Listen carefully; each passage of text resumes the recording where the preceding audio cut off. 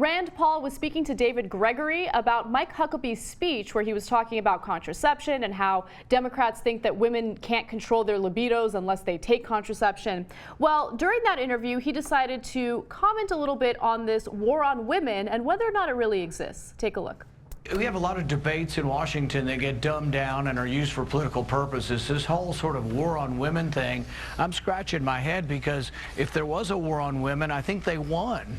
You know, the women in my family are incredibly successful. I have a niece at Cornell Vet School, and 85% of the young people there are women. In law school, 60% are women. In med school, 55%. My younger sister's an OBGYN with 6 kids and doing great. You know, I don't see so much that women are downtrodden. I see women rising up and doing great things. And in fact, I worry about our young men sometimes because I think the women really are outcompeting the men in our world.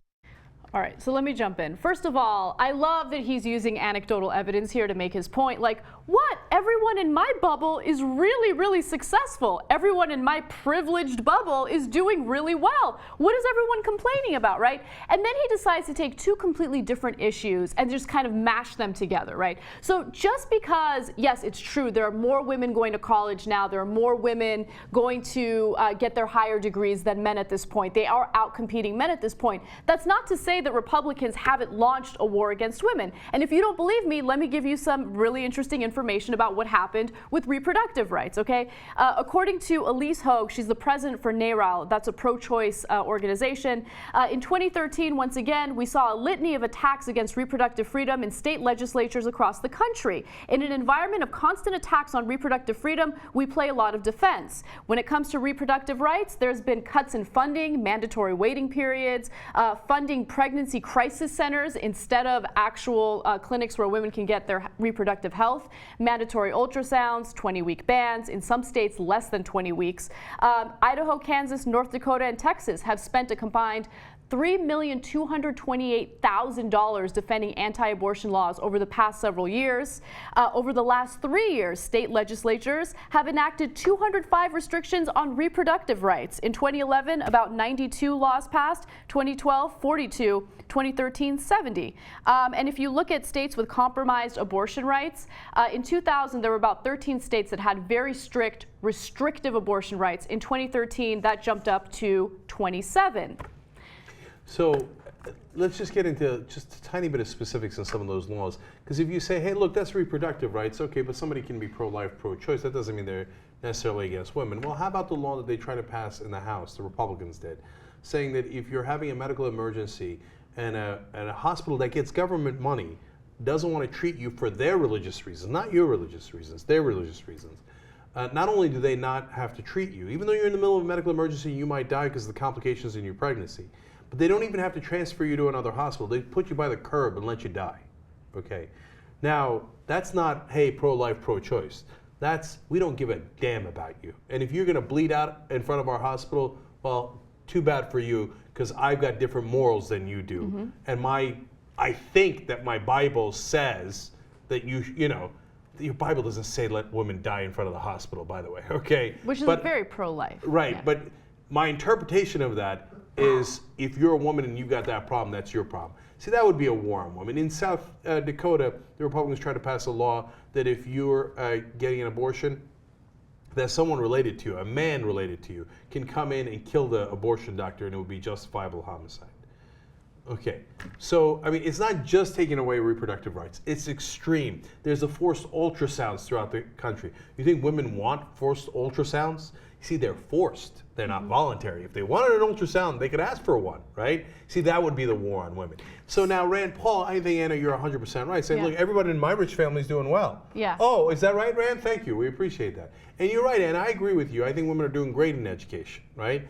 And I think there's a small part that I agree with Rand Paul. Men got to pick it up a little bit in terms of educational success, et cetera. But that doesn't mean that the Republicans aren't trying to keep down women in different ways. In fact, he didn't even say that. If you listen carefully, he's saying if there is a war on women, women are winning. Like, he's lamenting that the Republican war on women isn't really working, and women are winning anyway. God damn it! Yeah, now, he didn't say God damn it. He painted it in a positive light, right? but he never acknowledged, he never denied that they have a war on women. Right, absolutely. And, just going back to what you said, Cenk, about how, okay, some of you might not be that concerned about reproductive rights. You don't consider that as something that is a war on women. Well, think about something like the Violence Against Women Act, which would protect women who are victims of domestic violence. Yet last year, it barely passed. And the only reason why it passed was because Democrats had to fight tooth and nail. It had expired more than a year before they finally reinstated it. And if you looked at the House specifically, there were 138 Republicans that voted against the Violence Against Women Act in 2013. And if you look at both the Senate and the House, there were 149 Republican men who voted against it and 10 Republican women who voted against it. All right, and one last thing, so to give you a sense that this is not just about violence against women, it's not just about reproductive rights. The Lilly Ledbetter Act, it was the first thing that President Obama pushed through Congress, okay? So what Lilly Ledbetter had happened to her is that she realized that she was not getting paid the same pay for the same exact job as guys for all of this time that she'd been working, a really long time. And when she went to the courts, the court said, the statute of limitations ran out on it. In other words, they started discriminating against you a long time ago, and you should have brought suit earlier. But she said, I didn't know. I didn't know they were I just found out they were discriminating against me, right? And the court said, nope, sorry. Since they kept a secret from you, you're not allowed to sue. Now, the Democrats went to go fix that. And the Republicans said, no, we don't want to fix that. We want an employer to have the right to pay women less and keep it secret. And if they kept the secret effectively, then women will get paid less for all that time, all those decades. They'll get paid less, and we won't have to give them a dime. Now, I wonder if that's a war on women or not. And Democrats, to their rare credit, did the right thing in that case and said, no, if a woman can show to you that she did the same job, of course she should be able to demand the same amount of money. So the Republicans literally say if you're a woman, you should not get paid the same amount. Or that, to be fair, whether you should or shouldn't is up to the employer, right? And if he doesn't want to pay you, he should be able to get away with that, right?